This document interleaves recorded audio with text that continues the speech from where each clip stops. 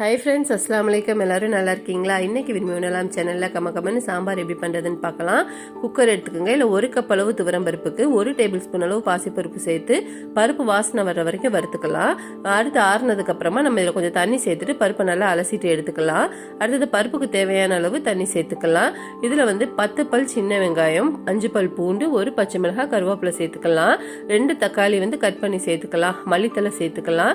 1/4 teaspoon அளவு மஞ்சள் தூள், 1/2 டீஸ்பூன் அளவு சீரகத்தூள், 1/2 டீஸ்பூன் அளவு நெய் சேர்த்து நல்லா கலந்து விட்டுட்டு ஒரு 2 நிமிஷம் கொதிக்க வச்சுக்கோங்க.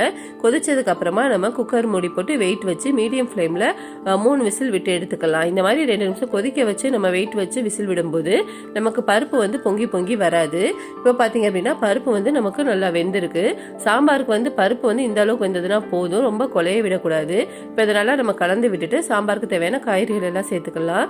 நூட்கள், கேரட், பூசணிக்காய், முருங்கைக்காய், கத்திரிக்காய் இதெல்லாம் சேர்த்துக்கலாம்.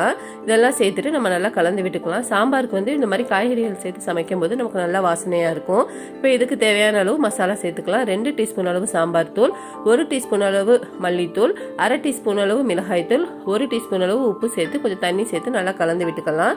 கலந்து விட்டுட்டு மீடியம் ஃப்ளேமில் வச்சு ஒரு விசில் வச்சு எடுத்துக்கலாம். இப்போ காய்கறிகள் நமக்கு குழையாது, நமக்கு ஆனால் நல்லா வெந்திருக்கும். இந்த ஸ்டேஜுக்கு நல்லா வெந்திருக்கும் போது நம்ம நல்லா கலந்து விட்டுக்கலாம். கலந்து விட்டுட்டு நம்ம இதில் ஒரு நெல்லிக்காய் அளவு புளியை ஒரு 1/4 கப் அளவு தண்ணியில் ஊற வச்சு நம்ம சேர்த்துக்கலாம். நீங்கள் என்னுடைய சேனல் இப்போ தான் ஃபஸ்ட் டைம் பார்க்குறீங்க அப்படின்னா கண்டிப்பாக லைக் சப்ஸ்கிரைப் பண்ணி பெல் பட்டன் கிளிக் பண்ணி ஆல் ஆப்ஷனை கிளிக் பண்ணிக்கோங்க. இப்போ சாம்பாருக்கு தேவையான அளவு கொஞ்சம் தண்ணியும் சேர்த்துட்டு நல்லா கொதிக்க விட்டுக்கலாம். இப்போ மாங்காய் சேர்த்துக்கலாம், ஆப்ஷனலாக உங்களுக்கு தேவைப்பட்டால் சேர்த்துக்குங்க.